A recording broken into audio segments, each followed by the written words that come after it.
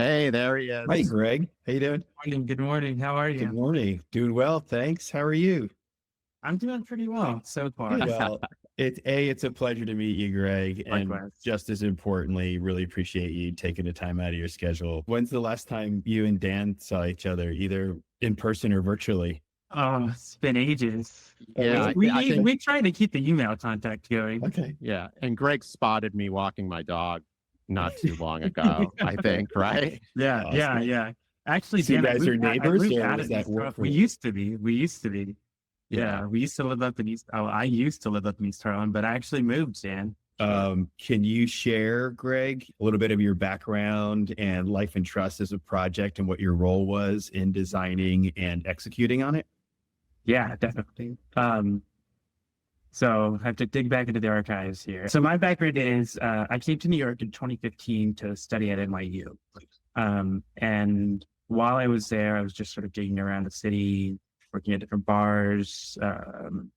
And I met this guy who ended up introducing me to Sleep No More, the building, the McKittrick Hotel. And at the time, I was just mixing bands like on the rooftop, and I actually had no idea what went on. I went straight up to the rooftop from the street. I mixed the bands up there, and then I left for a couple of months until I was introduced. Well, the first time I was really introduced to something was that I had a bunch of gear that was missing from like my normal location, and I had to go explore and find wherever it went because there was a big McKittrick party that night.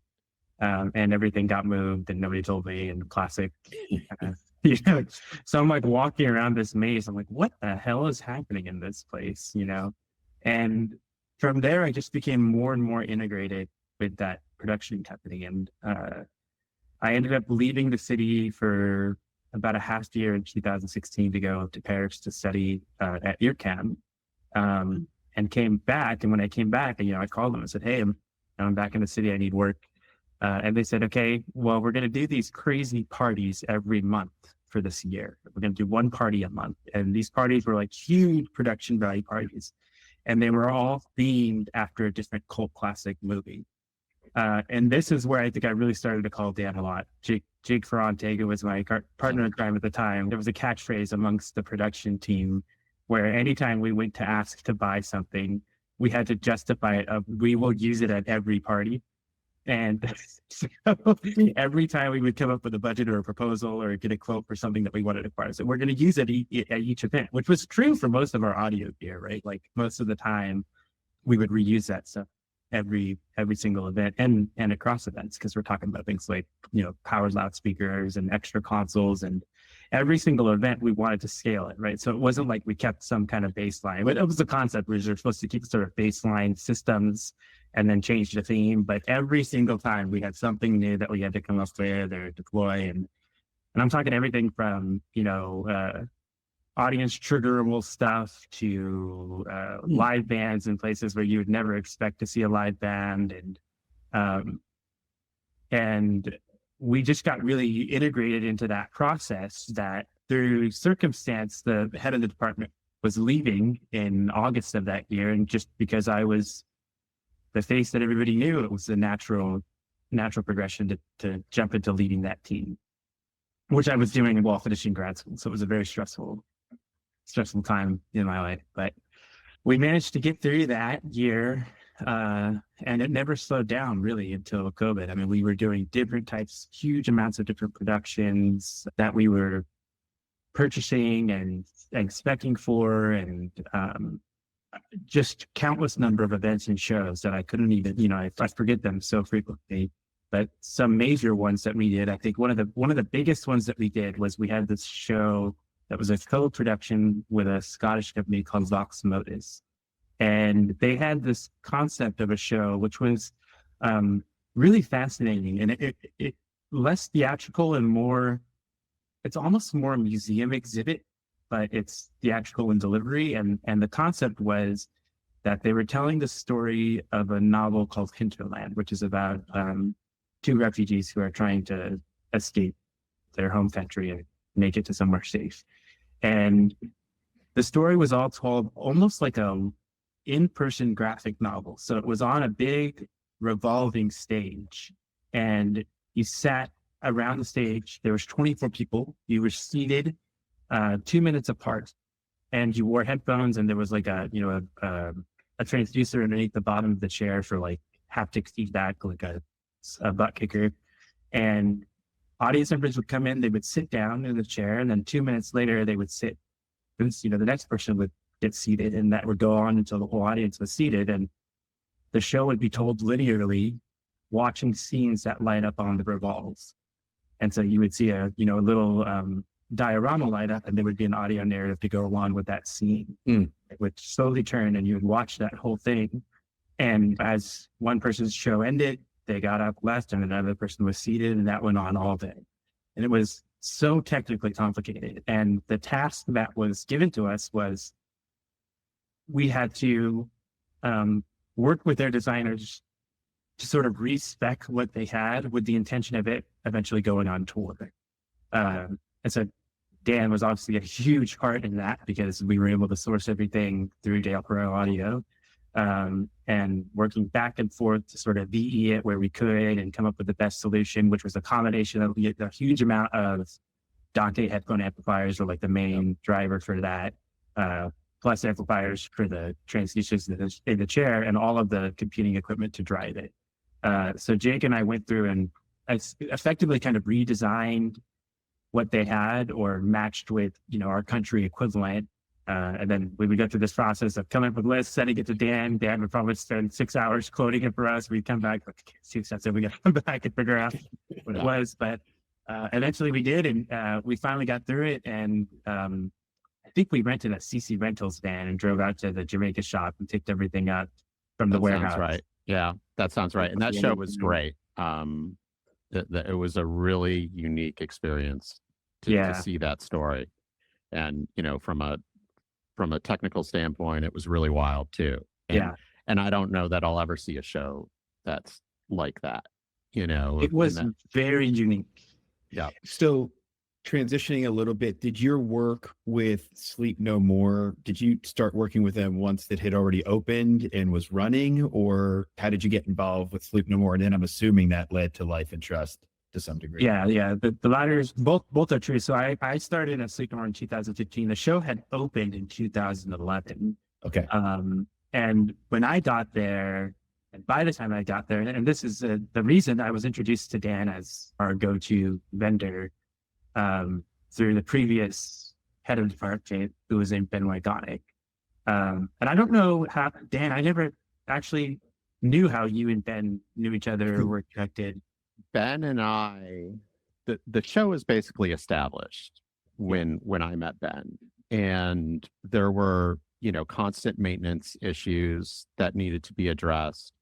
And at the time, as you recall, they had a bunch of EAW, and it was actually an EAW rep that was like, listen, this place could use a resource, and he's like, give this guy Ben a call and talk it through, and maybe you guys can connect. And that's how it started.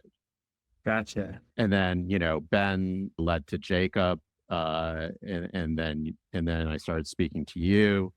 And then I think Ben ended up like in Ireland in a castle or something, like yeah, that's right. Yeah. Working on some film. He called me once, like from Ireland, and he's like, I just wanted to let you know where I am. It was really great. And it was just a very simple thing where the rep, fortunately, was like, yeah, I think you guys could just work together. And they need someone local that can get stuff to them and help figure out stuff occasionally, and, just be a resource. So I would imagine that experience of coming in on Sleep No More, but then being involved with Life and Trust from the design process, from like obviously much earlier on, how did that transition happen for you? Like, what did you learn during your experience with Sleep No More that was transferable to your work at Life and Trust? That's a great question. Anything and everything you could think of, and I'll be more specific, but I just to back up a little bit, right? So Ben's whole prerogative when he was leading the team was to really kind of get it to a stable place, because I think when he inherited it, there was, the show was originally only meant to be running for like 6 weeks. And so it was like small 6-inch pile loudspeakers that were purchased off Amazon in bulk or something that were installed and held up with zip ties and things of that nature. So Ben went through and kind of took it to the next level and tried to take, we got to get professional speakers in here. We got to make this more stable, and did a lot of that work. And then we kind of got it to V3, which is the big mission that we had there was everything was distributed with analog lines from the control booth. And it was just connected to like, Yamaha mixers, like old MG X10s or whatever that model is. And I was like, okay, this is one of our weak points, because if somebody doesn't set the fader right, or if somebody turns an EQ knob and the whole thing sounds different night to night. So then what we did, we went through and we got rid of all of those mixers and put in digital processors on all the floors, retuned everything, tried to minimize as many conversions as we could do. And then V4, which never happened, was to eventually make the whole thing networked and get a Dante system in there. So we never got there with Sleep No More, but that was my starting point at Life and Trust. So I originally started working on Life and Trust in 2018 from a concept perspective.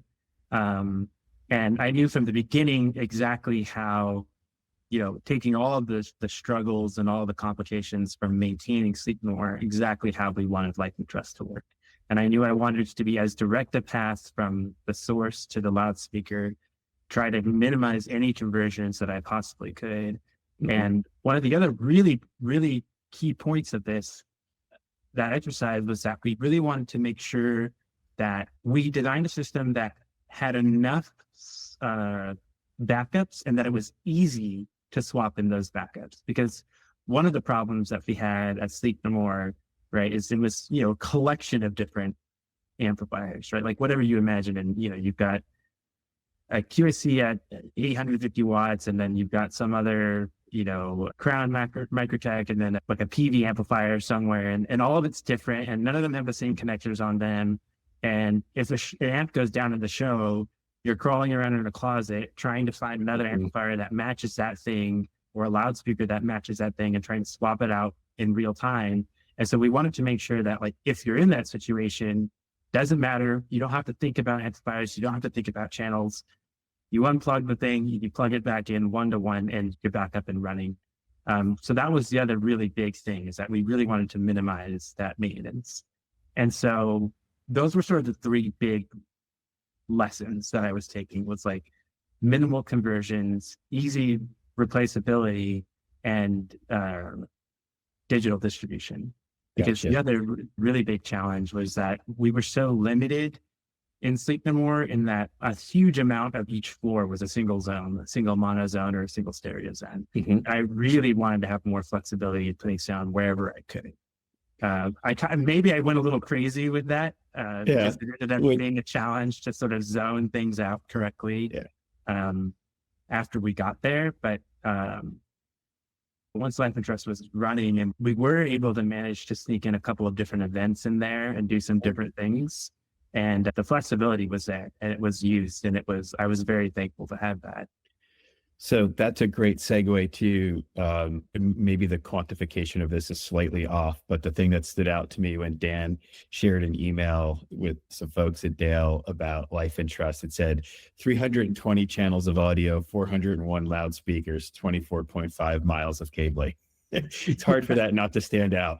So I have a couple of questions about that, but let's start on the choice of 401 loudspeakers for a minute. How did you land on what the right solution was going to be? Yeah, I think the first way to respond to that was budget. I was given a number and I had to stick to that number. Okay. And then I was given artistic criteria that didn't necessarily align.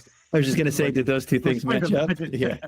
Not in every case, but we were probably, from the audio system design, probably the most adept at being able to accommodate, figure out where to make that sacrifices. So that 401 number, that was the VE number, right? Like that was after coming back in several rounds of VE to kind of come trim down and optimize. And I think I called Dan one day. I said, Dan, I'm gonna have to buy a shit ton of speakers. Mm-hmm.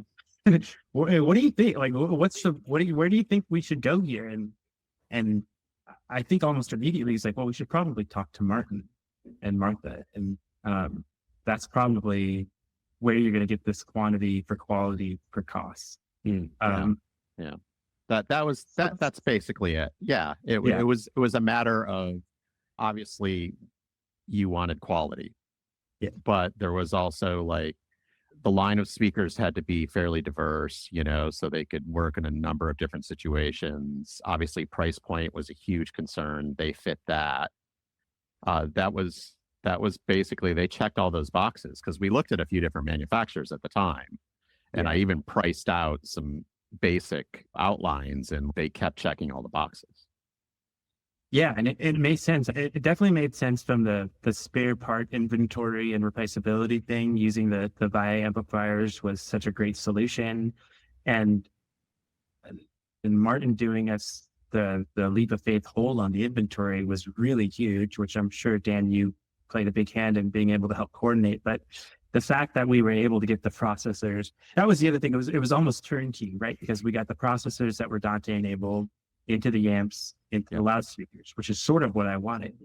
Not sort of, exactly what I wanted. And the fact that they were able to hold that inventory for us. And I'm just going to throw a wrench in here, not to mention it was during COVID. And during COVID, my experience at a different manufacturer was very insightful as it related to the difficulty of securing Dante enabled gear during a chip shortage. And that was a huge part of it, a huge part of it. I mean, Martha was just like in touch all the time. And she's like, okay, so we've got this like set aside, but naturally things kept getting a little delayed, but eventually it all came through, because with COVID, no one knew what was going on. I mean, there was no way by the time that the show was actually ready to load in, like by the time that we were hanging speakers, if we didn't do what we did there, we would have had serious problems.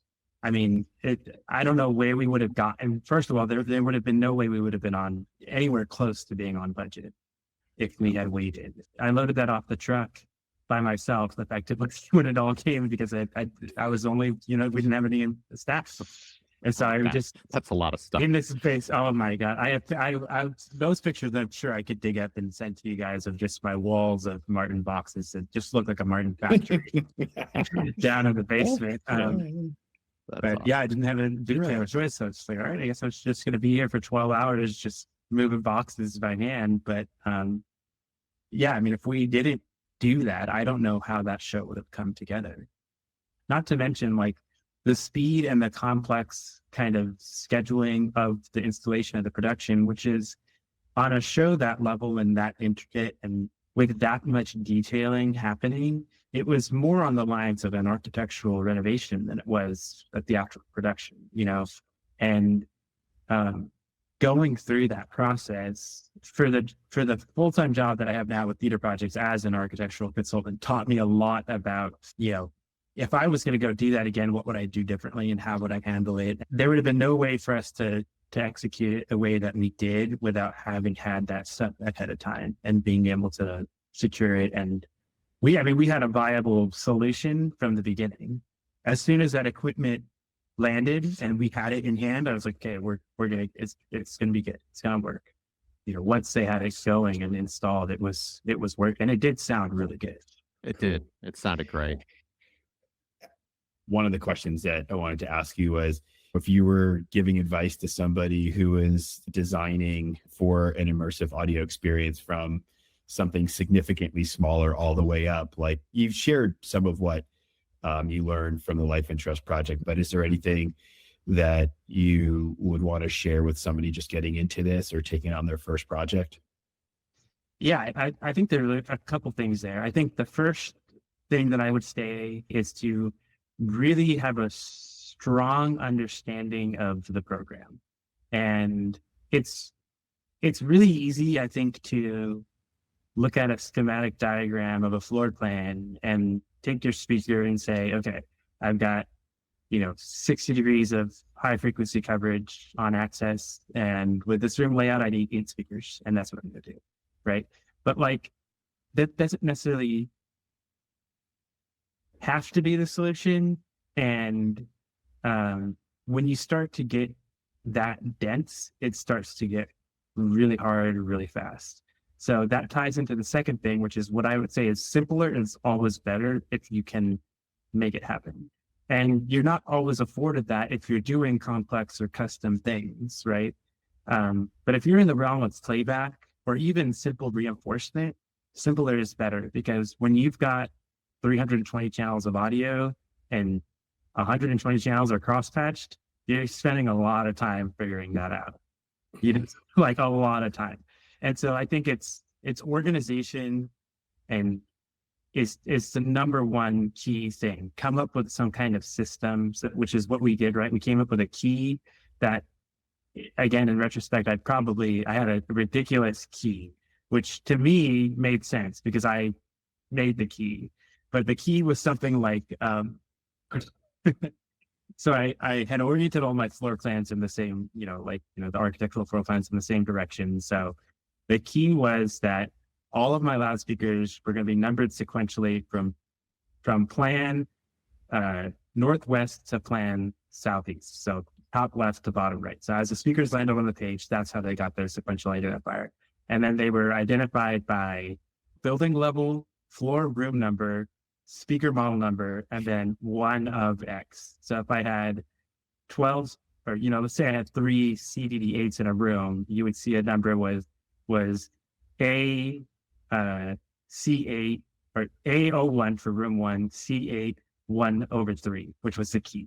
And it made sense to me, but people were like, what the hell is this number? And they're like, look, I saw guys like looking on the speaker to see if there was like a serial number that I was referencing or something. And I was like, no, this is how, and once I explained to them, they're like, oh, okay. But if they didn't know, and then the other thing that would happen is I was, and I don't know that I have a good answer for this problem, but